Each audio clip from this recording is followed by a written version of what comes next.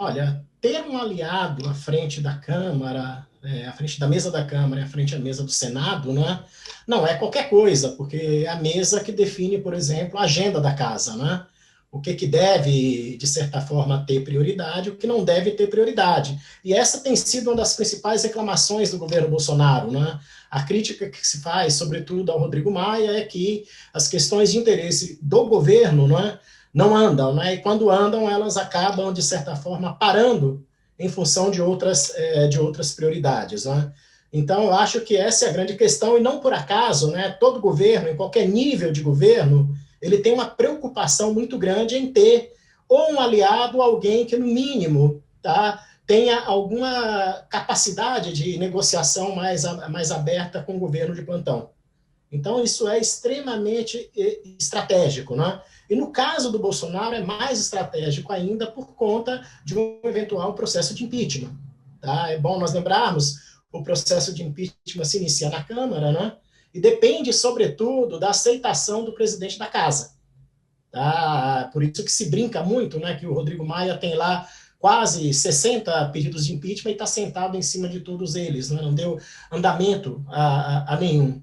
E, para além disso, né, o próprio governo já deixou muito claro, né, que, passada a pandemia, ou, ao que parece, paralelamente à pandemia, tem uma agenda de reformas, tá, que é de interesse do governo, é de interesse da relação do governo com o mercado, sobretudo, né, e, sobretudo, uma sinalização que o governo quer fazer para o mercado, tanto interno quanto externo. E tudo isso tem que passar pelo Congresso. Do ponto de vista de prognóstico, né, ao que parece, as coisas começam a ficar muito claras nas duas casas. Né? A movimentação dos últimos dias indica fortemente que o Lira está se consolidando como favorito, inclusive para primeiro turno, né? Uma vez que nem o DEM tem consenso em torno do Baleia Rossi. E isso que irritou profundamente Rodrigo Maia nos últimos dias, uma vez que ele esperava mais do ACM Neto, né? No mínimo em conter declarações públicas de parlamentares do DEM em apoio ao adversário do Baleia Rossi. Então, o Lira conta muito com dissidências dentro dos próprios partidos que formalizaram apoio ao Baleia, inclusive o PT. Tá? Há projeções aí que o PT deva ter de 3 a 12 dos seus 52 parlamentares, se não me engano, que não votarão a partir da orientação do partido. Tá? E, obviamente, que nós não vamos saber claramente se o número foi esse ou não, porque o voto é secreto, né? Ou seja, é uma questão que, pelo menos para mim, não faz sentido algum, não é? Como é que pode alguém que é eleito para representar a sociedade em questões que não são de segurança de Estado, tá, poder, de certa forma, manter segredo sobre a sua posição. Então, tudo indica que o Arthur Lira deverá ser eleito presidente da Câmara, e, obviamente, que o que vai determinar o mandato dele, e muito, vai ser o peso da opinião pública sobre determinadas questões, sobretudo no que se refere a um possível processo de impeachment. Do ponto de vista do Senado, acho que as questões estão mais claras ainda, não é? O Rodrigo Pacheco, ele consegue contar com parcela significativa da oposição, ou seja, PT e PDT formalizaram apoio a ele, consegue contar com apoio explícito do Jair Bolsonaro, e hoje, ao que parece, o MDB, inclusive, rifou sua candidata, que é a Simone Tebet, tá? Também para declarar apoio ao Rodrigo Pacheco. Então, ao mesmo tempo que isso dá um conforto muito grande ao Rodrigo Pacheco, na gestão da presidência do Senado deverá ser um grande problema para ele, tá? Do ponto de vista que ele vai ter que equacionar agendas que são absolutamente distintas, né? Agora, de todo modo, tá? Se tiver que ter alguma surpresa, será na Câmara dos Deputados. Acredito que no Senado a situação já está definitivamente encaminhada. O que para o DEM significa uma vitória do Davi Alcolumbre. E o que para o DEM significa uma grande derrota do Rodrigo Maia, tá? Que, de certa forma, sai nocauteado de um lado pelo Jair Bolsonaro, que foi com quem ele teve as maiores contendas, não é? Dentro desse seu mandato, que se iniciou em 2019, né? E, de outro lado, também, ele não pôde contar com o partido dele nessa empreitada. tá? Na medida em que o próprio partido não lhe deu o apoio que ele imaginava que teria.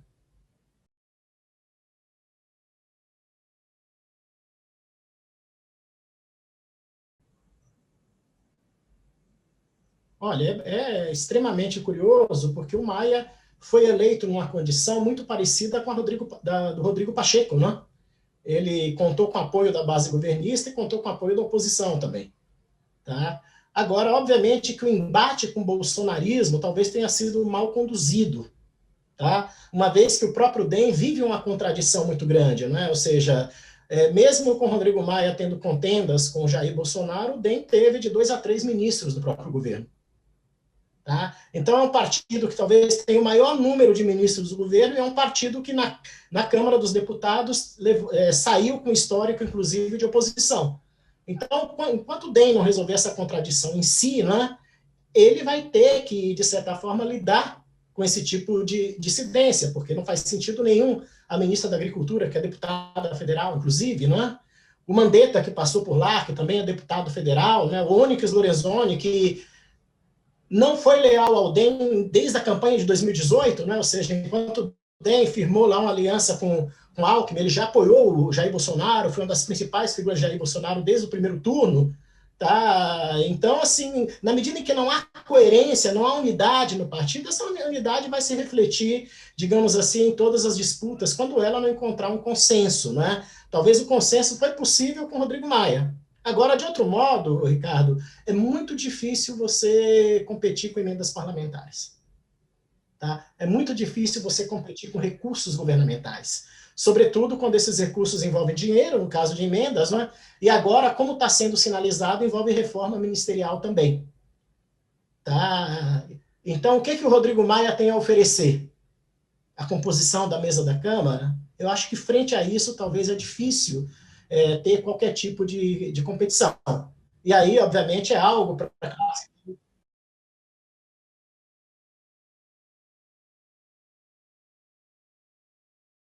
Não, isso sempre pesa e, obviamente, que nós temos que olhar o contexto, porque para Dilma não funcionou. Tá? Ou seja, talvez o processo de impeachment da Dilma ele começa quando ela enfrenta o Eduardo Cunha na disputa pela presidência da casa. Tá? Agora, obviamente, que ali nós teríamos que considerar também a dificuldade da própria Dilma em se tornar articuladora política, né? E, de outro lado, os processos que seu próprio governo enfrentava desde 2013, não é? Que foi de isolamento político e, ao mesmo tempo, também de perda de popularidade muito grande e que a polarização do resultado em 2014, né, seguida de questionamento dos próprios resultados, questionamentos esses impetrados pelo PSDB, deixou o seu governo mais frágil ainda. Né? Se houvesse naquele momento inteligência política por parte da Dilma, ela não teria ido para o embate. Tá? Ou seja, na medida em que ela já havia percebido a fragilidade do governo, ela tentaria fazer essa composição. Então, para o Bolsonaro, a expectativa é que ele saia mais fortalecido a partir dessa composição na Câmara. Ela pode não ter reflexos na governabilidade, mas, ao mesmo tempo, ele vai ter alguém que vai lhe trazer menos problemas, né? Menos dor de cabeça do que o Rodrigo Maia trouxe. Tá?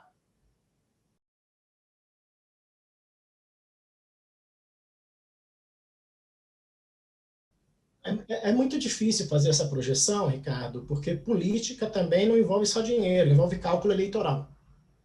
Tá? O parlamentar que tenha aí, obviamente, sido beneficiado por emenda, o partido que conseguiu uma fatia ministerial, ele está olhando que em 2022 tem eleição, que as pessoas vão votar. Se o custo de se manter próximo a esse governo for um custo eleitoral muito forte, a ponto de inviabilizar muita gente, ele pula fora do governo.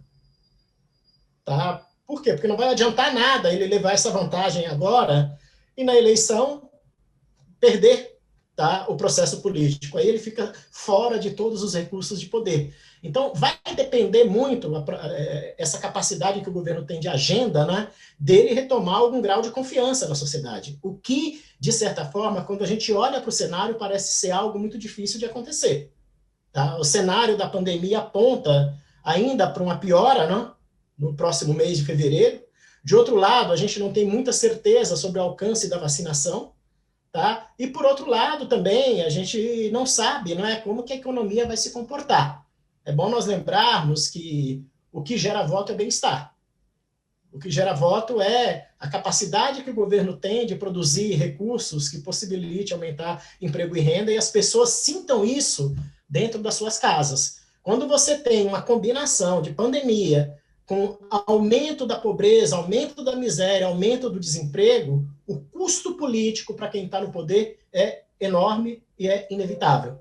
Voltando ao governo Dilma, a gente se lembra muito bem, né, que em 2015 foram essas duas combinações, né, o crescimento acelerado do desemprego, seguido de perda de renda e, obviamente, de escândalos de corrupção também. Então, essa combinação ela tem de formar uma tempestade que é difícil de qualquer governo se livrar dela.